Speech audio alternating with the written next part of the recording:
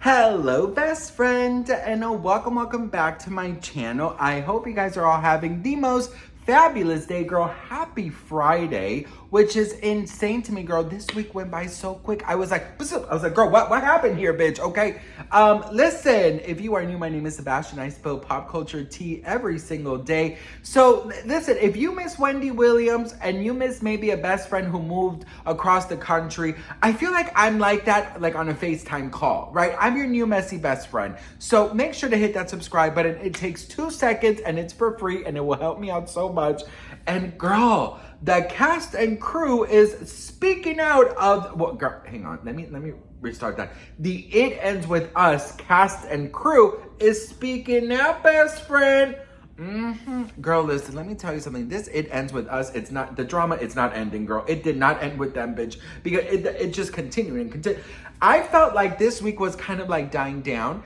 The drama, you know, it's still doing really well in the movie theater, which I'm so grateful for because like I've, told you guys, I think the message of the movie, I think any type of spotlight on DV is very necessary. There's not enough movies made of DV, and I am so grateful that they made this movie. Apart from that, I'm, upset that the drama kind of, overshadowed it, but I'm also very grateful that it still did really, really good, and it really helped change a lot of people's lives. So at the end of the day, I think it's a win, but we got to talk about the drama, best friend, because Rolling Stone is reporting that some cast and crew spoke with Rolling Stone. So I'm going to read you guys this. It says, okay, girl, hang on. What? Girl, okay, here we go. Okay, so the cast and crew, the sources, they asked not to be named, right? But they did in fact speak with Rolling Stone, and it said, everyone knew that they didn't like each other, Blake and Justin.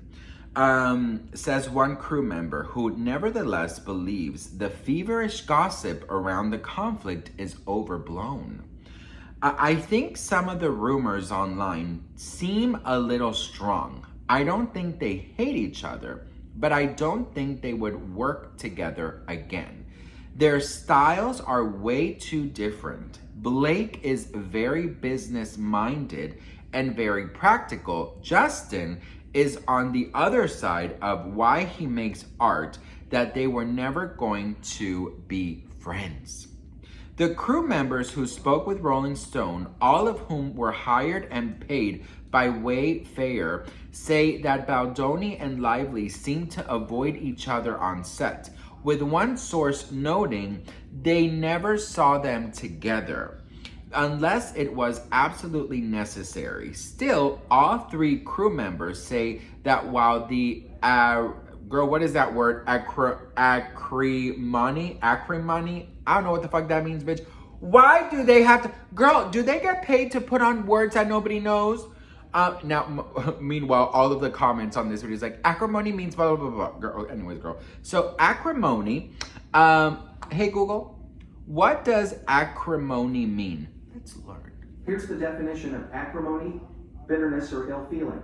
There we go. Now we learned something. It means bitterness or ill feeling. It's all about knowing and learning, the more you know. Anyways, so acrimony, bitterness, or whatever he said, may seem intense from the outside. It all boils down to a mismatch of creative approaches and personalities. There were such conflicting ideas of how to make the movie, and since Blake was bankrolling it, Justin couldn't really put his foot down. Offers one crew member, but also he didn't really have a strong opinion. He's very good at directing actors, and he's good at acting. He's an actor's director, but as far as the direction of the entire picture goes, I don't think it was his sort of film. Okay, so we gotta talk because now there's new reports that the roof scene, if you guys watched the movie, I'm not gonna give any spoilers, but there was a scene in the movie that Ryan Reynolds allegedly wrote and that Justin had no idea that it was gonna be put in the film because apparently there were two endings or two different versions of the films made, Justin's and Blake's, and allegedly the one that got into theaters was Blake's. So Justin felt very blindsided, right? I will say this, girl. We've all been in situations where some people just might not get along. And you know what, girl? It adds such like awkwardness, right? Like you could literally feel the tension, the awkwardness, you know? And girl, I remember I had a coworker that hated me. I'm telling you, girl, since day one, the bitch hated me. Girl, she hated me. And she hated me so much that she would literally lie on my name and tell our bosses that I would do this and that I would do that and that I would do this. She made up a whole like freaking animated series on what I've done, okay, girl? She could have easily written the Harry Potter saga on me, Sebastian Soto saga, things that I didn't do. She would say that I was stealing, that I was eating people's food from the fridge, that I was doing all these crazy things. And everybody, when we had to work together, they would constantly say that, my God, the way she looks at you, the way she... And here's the thing, girl. I was bullied so much in school, bitch, I didn't give a damn. I just had to do my job and whatever. But when it was starting to affect me, like with my bosses, thank God there's cameras everywhere. And they saw that she was lying about everything. So the bitch got fired. So, but... just giving you like a personal, view of things. I do think that it is awkward to work in a situation like that, right? And because when she was gone, everyone was like, oh my God, it feels so much better. It feels so much better. This and that. So imagine making a movie, right? Like making a damn movie and having the two main people that are making this movie absolutely, not love each other or like each other, even respect each other to the point that they can't even be together. Like, that's awkward, bitch. That's too much, girl. That's too much. Especially because this movie is not just some romantic comedy. It's not, How to Lose a Guy in 10 Days too, which, girl, I love that movie so much, bitch. The way that she eats that burger, every time I watch that movie and she eats that burger, all I want to do is eat a burger. You know what I'm talking about, girl.